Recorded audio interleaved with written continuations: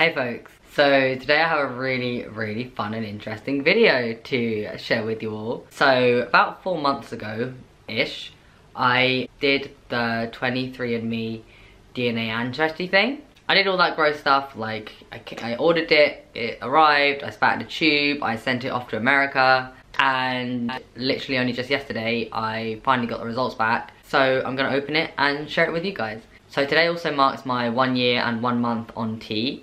And I feel like actually this video could kind of count as like a transition thing because these results will show me specific things about my genes and my heritage and my future in terms of things about my body. The one I'm kind of like really interested to know about is the male pattern baldness, because I do have that in my family, but I'd like to see if it's actually going to be more plausible or less plausible. Hopefully it won't be, but again, we'll see.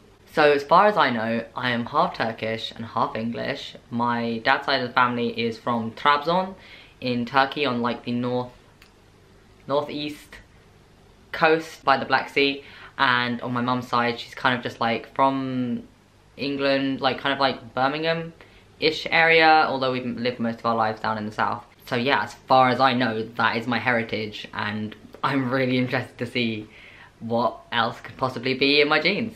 So yeah, yesterday I got the first email that said, your results are ready, there's just one thing we'd clarify. As you stated, you like put in your profile that you're male and the genes results came back female, so we just wanted to clarify with you that that's results were expected and that you want the results for like male genes, basically so that they can give me things that kind of translate to like male genes and stuff like that rather than female. So yeah, that was the first thing, and then just yesterday they sent me the results, and yeah, I'm gonna open it right now. I'm so nervous right now. I don't know why I'm so nervous. Like, I was fine yesterday and today, but suddenly the thought of opening this and looking at it is make me nervous. Okay, right. Ooh, okay. Ancestry Composition. I'll make sure to add some pictures of this as well for you as well, so you can see. Oh wow. Oh my god. Okay, so I am 56.4% European. I'm 29.7% British and Irish. 9.3% French and German. Wow. Well, I mean, that's kind of expected because that kind of side of Europe, obviously, like in terms of like where the UK is and like Europe is, like France and Germany, kind of like the closest countries apart from maybe like the Netherlands. 1.5% Italian, 0.5% Eastern European, 8% broadly Southern European, 5.5% broadly Northwest European, and 1.9% broadly European. So the Western Asian and North African is 43.1%, and it's a 43% Turkish. I'm that Turkish. I'm 43% Turkish, and then broadly Western Asian and North African 0.1%. So all of that was kind of expected, really. Like, I knew that I was half English, half Turkish. Wow, I thought that with like my heritage in Turkey that I would have more heritage connected to like the surrounding countries up by like Trabzon, where my family is from, like countries like Georgia and Armenia, even like going up towards like Russia and Kazakhstan and all that stuff. Like, I was pretty sure that I would have more of that, but turns out I'm really heckin' Turkish. Like, I don't know why I expected it to be more. Okay, well, I guess there's a good reason that I'm so in tune with my heritage, because it's actually who I say I am is actually who I say I am. Because, you know, a lot of people take these things and their mind's blown because they're just like, they're actually much less of the heritage that they associate themselves with, that they're attached to, than they thought they were. Whereas I'm pretty damn English and pretty damn Turkish, so yeah. 9.3% French and German though. Yeah, it's expected. Broadly Southern European. What does that mean though? Oh, so like Spain, Italy. See, that's where that could come in. Like, because even though I'm half-half, like the broadly Southern European goes all the way up to like Greece and Macedonia and Bulgaria, the countries that are kind of connected to Turkey. So that's probably like out of my Turkish heritage, it's less so much the countries on the other side, like Armenia and that lot, and closer to like the countries that are near Istanbul, like yeah, like Greece and Bulgaria and stuff like that.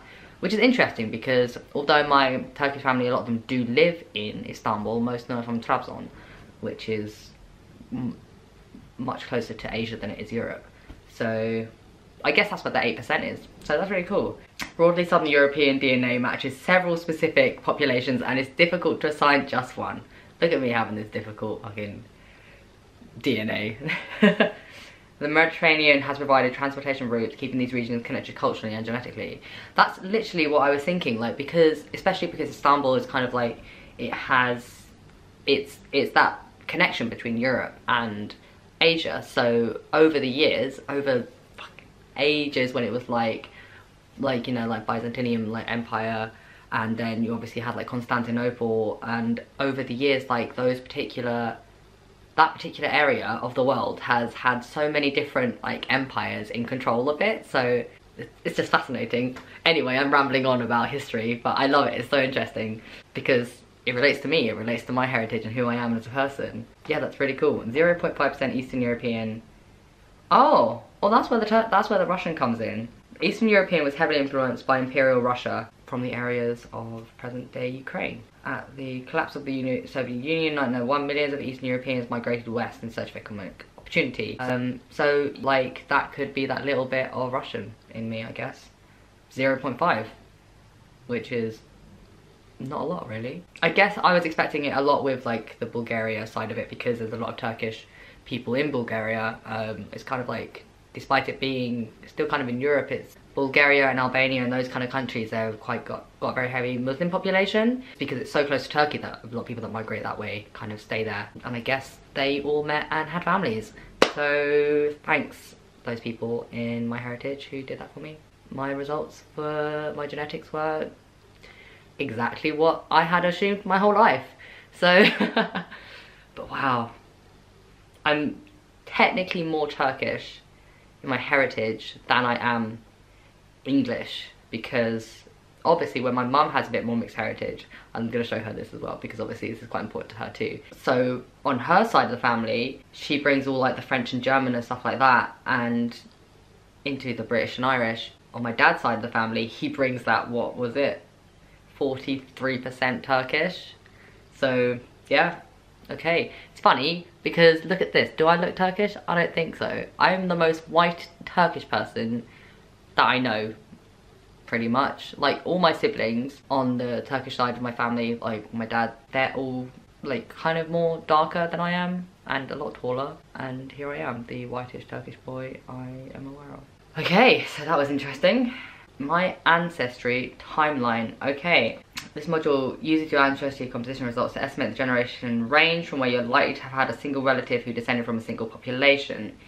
So the Western Asia Turkish side was, how many generations ago was the most recent ancestor for each population? Wow, okay, yeah. See, I should kept reading before I just mumbled on, but yeah. So the Turkish side is 1 generation to 3 generations back, Western Asian. Oh yeah, I forgot to clarify.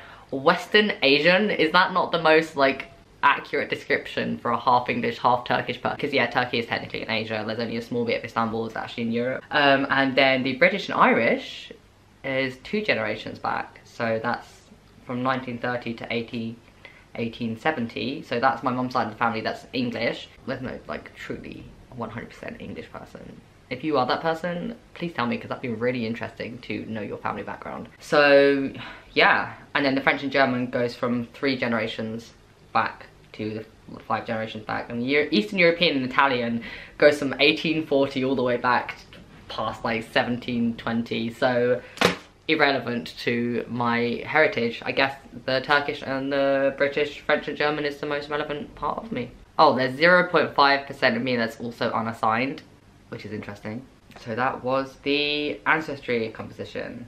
Oh, it's a little bit Irish. I didn't think about that actually. When I say like English, British and Irish, Okay, so on to my health. This is kind of one that's kind of scaring me a bit because I have a lot of like health things in my family. I have cancer in my family basically.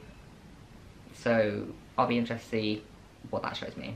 Lots of things that's not detected.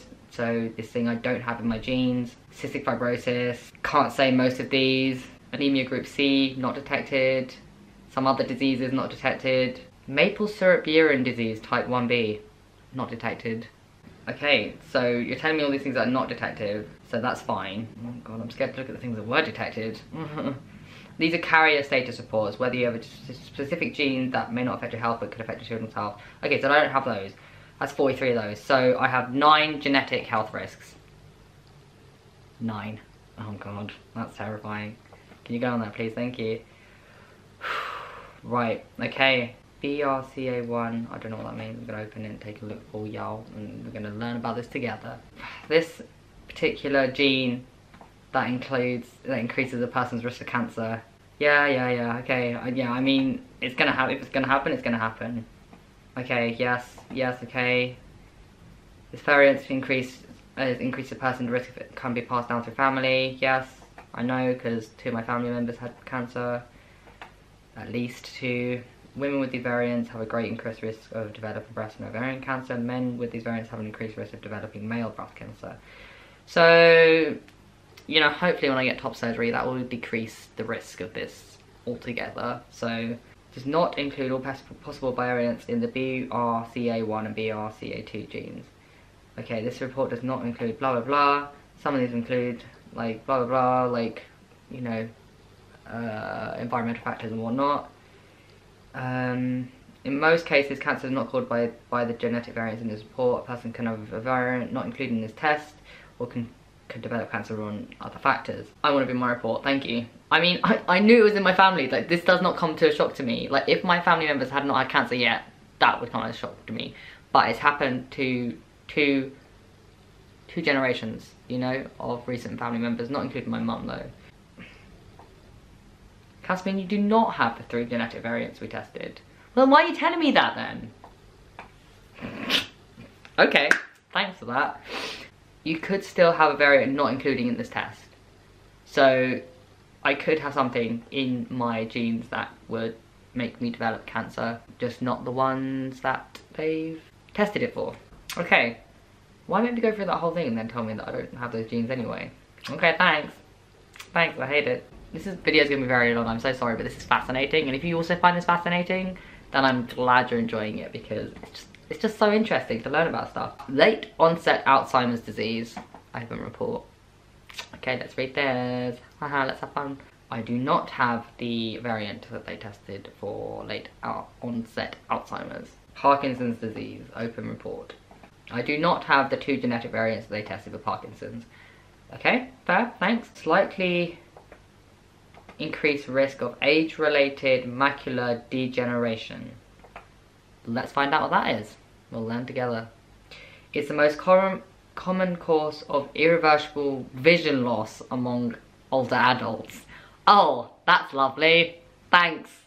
The disease results in damage to the central part of the retina, impairing vision needed for reading, driving, or even recognizing faces.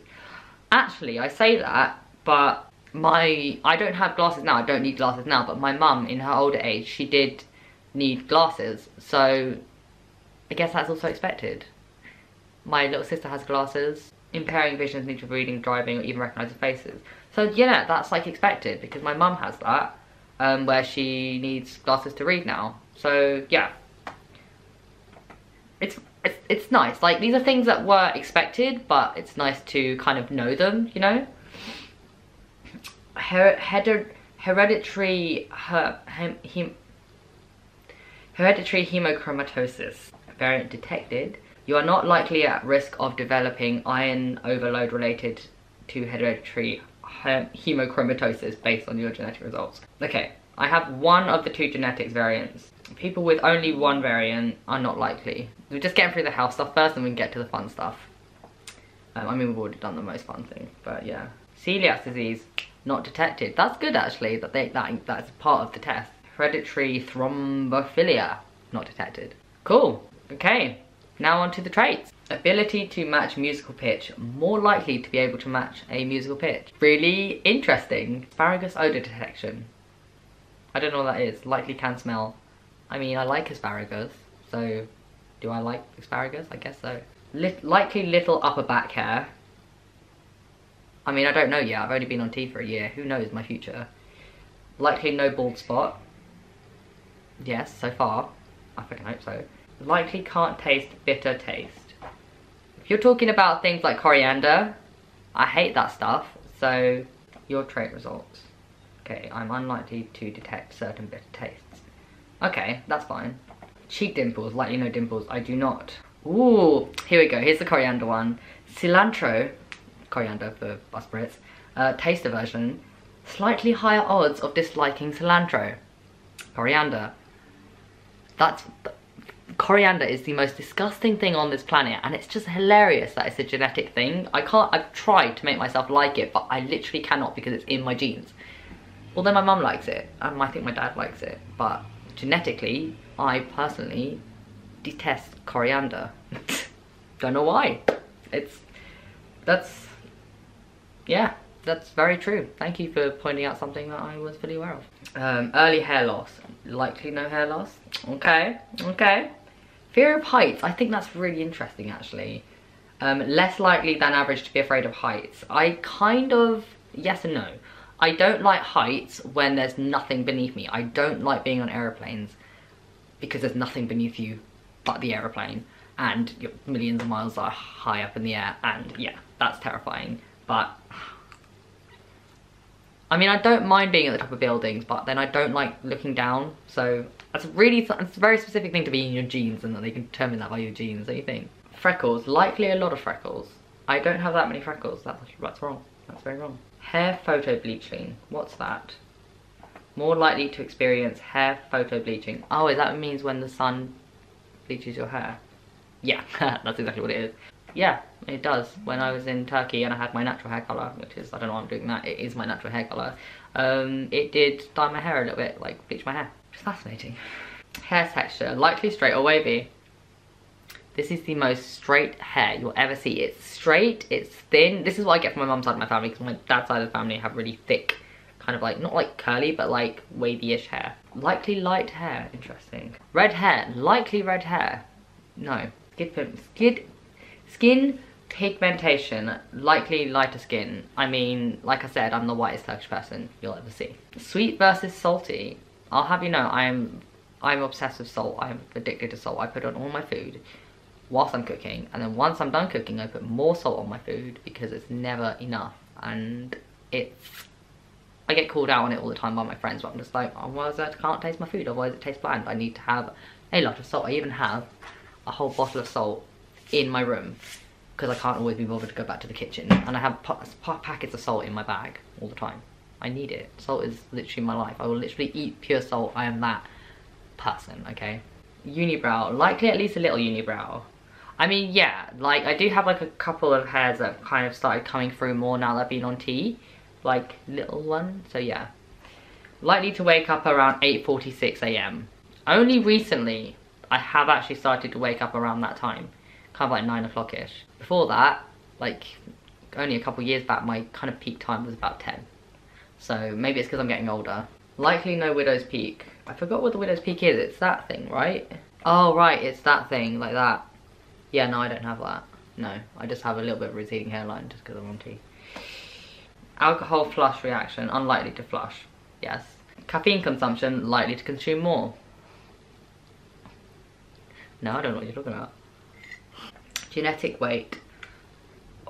Oh, sorry, I was gonna go on to that one, but I'm gonna go to the next one quickly. Genetic weight, predisposed to weigh about average. Yeah, I do weigh about average. The camera might have moved, I ran out of memory, so I'm going to continue on with the thing I was just talking about. I think the last thing I was talking about was weight, predisposed to weigh about average. Yeah, I do weigh about average. Okay, this one is really interesting for me. So I was vegetarian from the age of 13. I went vegan when I was 17. So I haven't consumed milk, like dairy milk, in 9 years. So I've had milk accidentally a few times, and possibly other times that I wasn't aware of, because, you know, they put milk in everything sometimes. It's just like you can't avoid it all the time. So I have also read up on these things about how if you stop consuming lactose, your body will stop producing lactase, which is the sugar that's needed to break down lactose in your body. So technically you can be lactose intolerant just from not having lactase in your body. I guess a lot of people also are just lactose intolerant through birth. But so this is telling me that I am likely intolerant to lactose. So it's good that I don't consume lactose anyway. But also it means that if anybody wants to be funny with me about asking for vegan alternatives like me, well, I'm lactose intolerant as well, so there you go. And yeah, I'm not really sure because it never affected me as a kid, but I guess because I haven't had dairy in so long, I can't remember if I've ever had stomach aches related to lactose. I mean, nothing severe. So if I'm lactose intolerant now, it's probably because I'm literally just not consuming lactose, that my body's not creating the sugars needed to break it down in the first place. So yeah. Muscle composition. Muscle composition. Caspian, your genetic muscle composition is common in elite power athletes. I don't think so. I don't think this boy is gonna, no. I mean, maybe if I worked out and I had made the effort, I could probably make myself more fit. But at this point in my time, at this point in my life, there we go, at this time in my life, I don't plan on becoming an elite power athlete, thanks. What this means for me, for most people, lifestyle and training factors drive athletic performance. National and international levels of competition. The genetic variant in this report seems to make a difference in athletic success. Oh my god. But its role for non-elite athletes isn't completely understood. That's me, there we go, sorted. Sleep movement. Likely more to move than average during sleep. Several studies have shown that a genetic variant is associated with how much people move their arms and legs in their sleep. On average, people move about 13 times an hour and I move about 16. Yeah, okay, thanks for telling me that. Fascinating. Fascinating stuff. So glad you joined me. Wait, did I do the one about trying to find the bit that says male pattern baldness? Don't blame your mum. An old myth advises looking at the hairline of your mum's dad to predict the fate of your own, but many different genetic variants from both parents play a role in hair loss. Caspian, the combination of your genetics and other factors make you unlikely to experience hair loss or thinning before age 40. So I got another 14 years, potentially, to not go bald. Sweet, thanks. I don't want to lose my hair. As you can see, I'm kind of attached to it. It's kind of important for me. A lot of these things I'm just saying, I'm not actually looking at because I'm not clicking on them. I'm just saying, it's telling me if I am or not. You are likely to be lactose intolerant. However, not everybody with your result experiences symptoms of lactose intolerance. There are many genetic and environmental factors that we don't test for that can allow people to digest dairy products. I mean, I don't have dairy in my diet, so I can't really do anything with this because I just don't consume it. Growing out of milk. Just about everyone is born with the ability to digest lactose, and this allows babies to live and grow by drinking their mother's milk. But as children grow older and begin to eat different foods, obviously they're not consuming milk anymore, so they lose that ability. This is telling me what I've just told you. People become lactose intolerant because their body stops producing lactase, the enzyme that digests lactose. The ability to continue producing lactase after childhood has evolved multiple times in different populations across the world, whenever a group or people dependent on milk and dairy products as important sources of nutrition. If you're not consuming lactose, then you won't produce lactase and you'll just become lactose intolerant. So in short, this has told me most of the things I already knew, but it's good to be sure of them, like much more sure.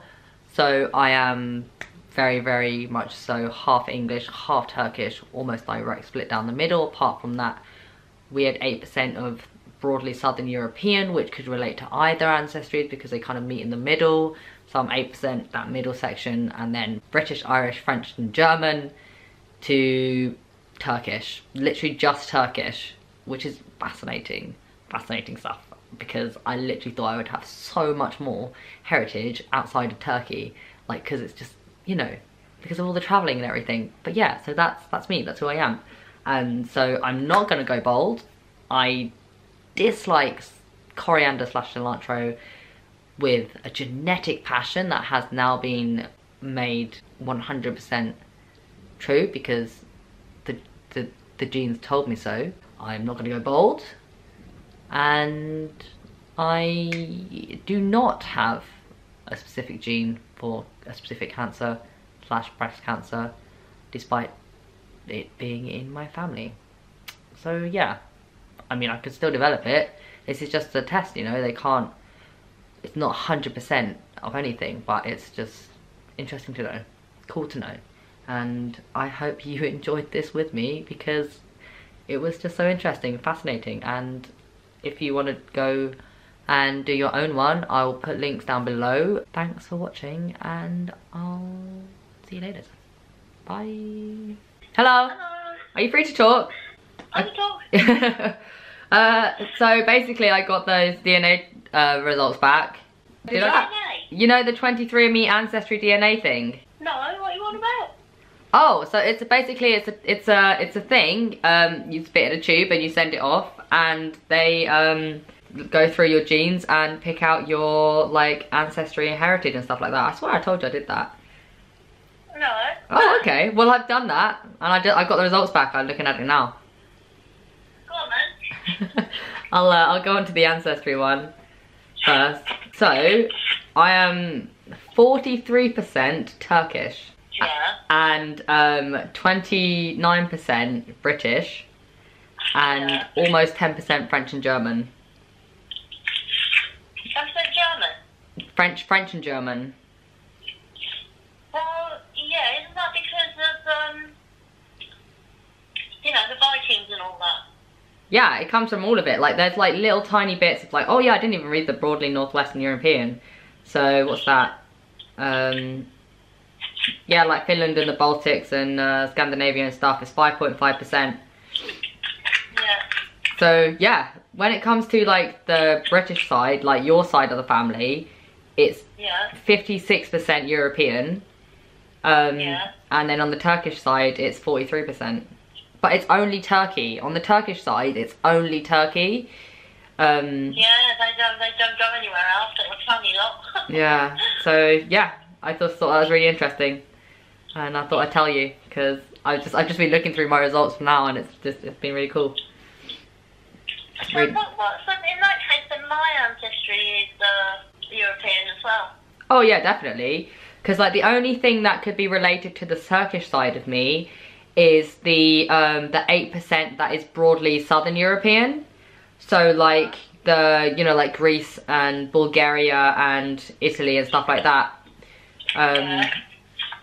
Because the rest of it will just come from you, I think. So yeah, like the French and German, 1.5% Italian, by the way. But yeah, 9.3% French and German and 29.7% British and Irish.